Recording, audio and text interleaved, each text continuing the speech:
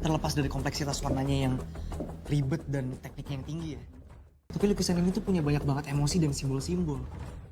Yang pertama nih, peristiwanya itu digambarin dalam situasi yang nisbi, antara pagi atau sore.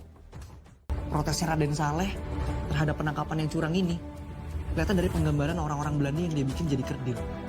Sementara di Penegoronya, perhatiin, dibuatnya tuh sangat gagah. Lukisan. Lukisan dan lukisan. Ya. Cuplikan adegan ini merupakan penggambaran betapa megahnya lukisan penangkapan Pangeran Diponegoro karya Raden Saleh. Bayangkan bagaimana jika lukisan yang disebut sebagai harta negara ini dicuri. Semua itu diceritakan dalam sebuah mahakarya film berjudul Mencuri Raden Saleh. Oke guys, langsung saja kita bahas filmnya.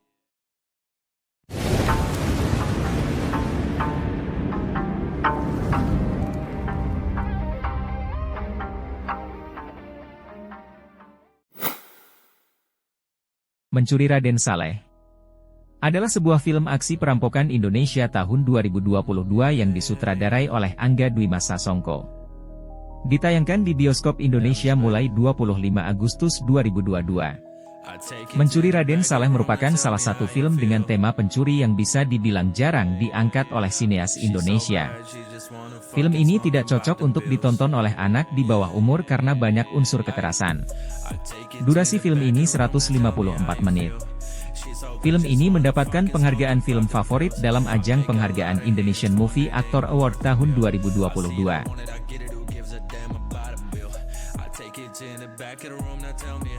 Film bergenre action, komedi, drama, dan heist ini bermula dari Piko dan Ucup, dua anak muda yang tengah kebingungan mencari uang.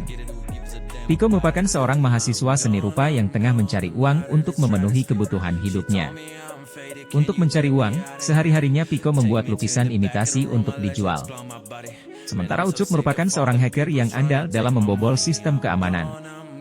Suatu hari keduanya mendapatkan tawaran untuk melukis lukisan imitasi dari maestro Raden Saleh. Dengan iming-iming imbalan yang besar, Piko mengiyakan tawaran itu tanpa berpikir panjang. Nominal bayaran tersebut, pikir Piko, cukup untuk membebaskan ayahnya dari penjara. Namun ketika lukisan imitasi telah dibuat, hal yang tak diduga muncul. Piko dan Ucup justru diminta untuk menjalankan misi lain yang begitu gila, yaitu menukar lukisan imitasi tersebut dengan lukisan asli di Istana Negara.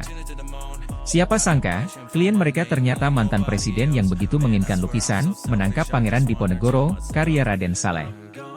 Demi memuluskan keinginannya, sang mantan presiden mengancam Piko dan Ucup jika menolak misi tersebut, maka nyawa ayah Piko menjadi taruhannya. Karena tidak mau hal itu terjadi, Piko dan Ucup mengiyakan tawaran tersebut. Tim pencurian pun dibentuk. Piko dan Ucup kemudian mengumpulkan seorang atlet bela diri bernama Sarah, seorang mekanik bernama Gofar, seorang pembalap liar bernama Tuk-Tuk, dan seorang negosiator ulung bernama Vella. Setelah tim pencurian terbentuk, mereka pun membuat rancangan strategi pencurian untuk menembus sistem keamanan Istana Negara. Masing-masing orang memiliki perannya sendiri-sendiri. Ketika pencurian berlangsung, adegan demi adegan yang menegangkan tampil silih berganti. Rencana yang telah dibuat tak berjalan semulus yang dikira. Lantas, mampukah Ucup dan yang lain menyelesaikan misinya untuk menukar lukisan Raden Saleh di Istana Negara? Semua dirancang dan dikemas begitu epik dalam film Mencuri Raden Saleh. Oke, sekarang saatnya mari kita bahas tokoh-tokoh pencuri dalam film Mencuri Raden Saleh. Piko si peniru. Manusia unik dengan kemampuan meniru lukisan 100% hampir mirip aslinya. Piko memang tidak bisa bela diri, atau memiliki fisik yang kuat. Namun kelebihannya ada pada kecerdasannya dalam meniru karya seni. Piko adalah pemikir dalam tim, dan mampu menggerakkan tim untuk mencapai tujuan. Namun karena latar belakang keluarganya yang kacau, Piko juga memiliki perasaan yang cukup sensitif. Karena sensitivitasnya tersebut, saat dalam keadaan genting, Piko justru mampu melihat celah untuk melakukan improvisasi dikala semua tidak sesuai dengan rencana. Piko juga pribadi yang rela berkorban demi semua rencana berjalan lancar.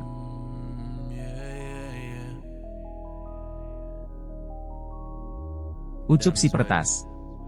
Bersahabat dengan Piko, Ucup memang melengkapi keahlian Piko. Di saat Piko memiliki bakat seni, Ucup punya bakat yang lebih sistematis yaitu peretas. Tokoh Ucup akan punya peran yang besar dalam melakukan pencurian.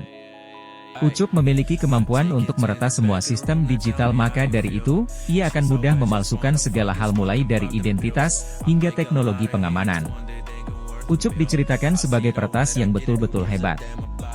Bahkan, kabarnya ia bisa membajak luar angkasa dengan kalkulator. Kalimat terakhir memang berlebihan, tetapi ini membuktikan bahwa kemampuan Ucup enggak kaleng-kaleng. Pada era digital ini, kemahirannya sangat dibutuhkan.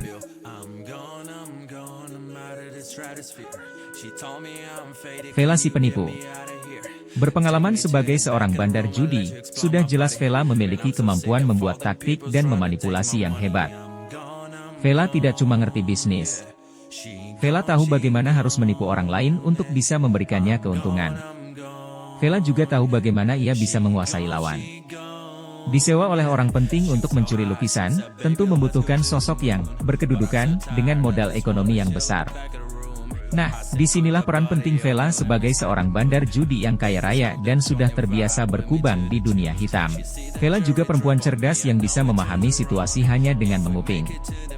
Sungguh kemampuan yang sangat diperlukan tim pencuri dalam melancarkan rencana.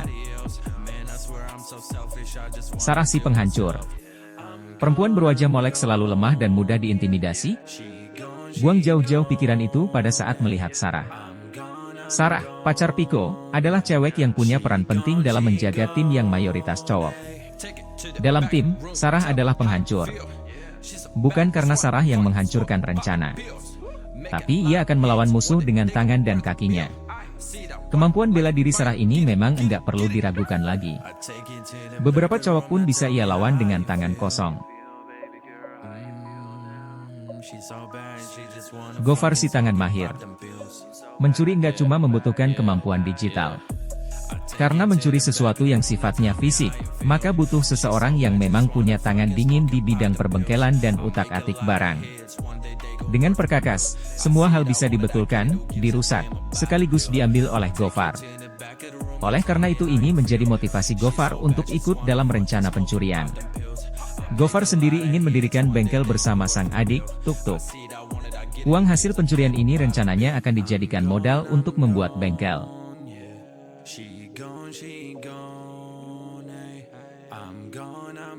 Tuk-Tuk si pengemudi. Ini dia tokoh yang walaupun porsinya mungkin enggak sebesar beberapa tokoh lain, tetapi memegang peranan penting. Mobilitas tokoh-tokoh pencuri ini enggak akan maksimal tanpa Tuk-Tuk. Tuk-Tuk adalah pembalap mobil jalanan. Bukan sekadar pengemudi, Tuk-Tuk nekat, tetapi jago. Ia tahu cara menyetir kendaraan dengan cepat. Ia tahu jalan-jalan tikus dan tahu cara melarikan diri. Seperti kakaknya, ia juga cukup punya keahlian perbengkelan.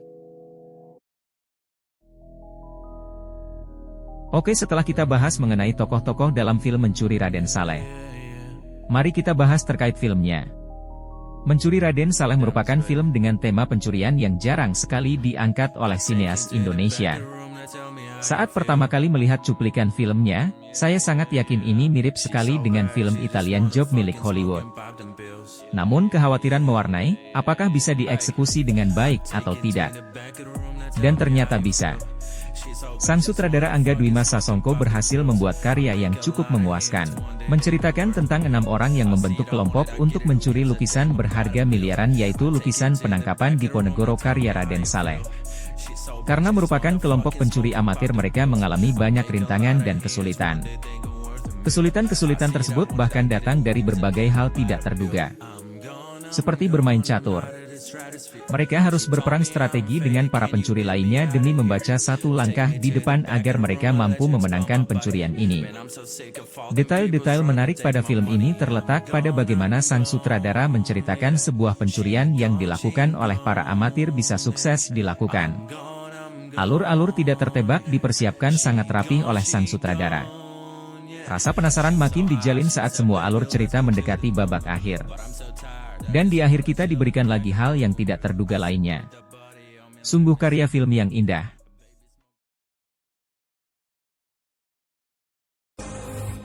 Ini tuh kenalan dari lo kan? Terus kenapa bisa tiba-tiba ada mantan presiden di situ? Kita Ya. udah kadung fakta. Scene terbaik Sekarang menurut kita saya dijebak. jatuh pada scene ini. Scene di mana semua yang sudah direncanakan hancur seketika. Mantan Tidak presiden mudah di untuk sini tuh memulai Permadi. kembali semuanya bahkan dari kondisi Dia minus. kan yang punya kuasa. Ditambah orang yang mereka lawan adalah orang yang memiliki pengaruh besar di dalam negeri. Sungguh scene yang sangat menguras emosi. Gak punya apa-apa. Sinematografi dalam film ini juga terbilang cukup mewah dan detail. Semua detail artistik sangat diperhatikan khususnya di markas para pencuri. Markas yang merupakan sekaligus workshop. Gradasi warna juga mencerminkan film action yang megah. Penataan suaranya pun tidak kalah luar biasa, sangat terasa sekali feel action yang dibangun membuat penonton berdebar-debar. Semua hal dikemas sedemikian menarik oleh sang sutradara. Film dengan tema pencurian terbaik saat ini di Indonesia. Kesimpulannya, film ini membuat kita membayangkan bagaimana jadinya apabila benar-benar ada komplotan pencuri yang beraksi di Indonesia seperti di film ini. Kemampuan-kemampuan yang dimiliki dalam tim pencuri ini pun bisa ditemui di antara kita. Menonton film ini benar-benar membuat kita bangga karena Indonesia sudah mampu membuat film dengan tema-tema yang biasa digarap film Hollywood atau film luar negeri dengan biaya besar. Salah satu karya terbaik dari sutradara Angga Dwi Masa Songko yang patut diapresiasi tinggi. Skor dari saya untuk film ini adalah 9 dari 10. Walaupun ada sedikit kelemahan dari segi aksi yang kurang seperti berada di Indonesia. Namun semua tertutup dengan akting dan skenario yang sangat matang. Skor yang sangat baik, dan sangat direkomendasikan untuk para penggemar film dengan tema pencurian. Oke, sekian dulu review kali ini. Sampai jumpa lagi.